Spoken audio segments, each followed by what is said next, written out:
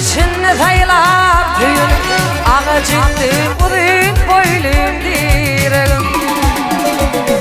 Vakfırımın görmedim ağar yürüm Atın uğurdan ağal yedin tüyen Vakfırımın görmedim yanar yürüm Atın uğurdan ağal yedin tüyen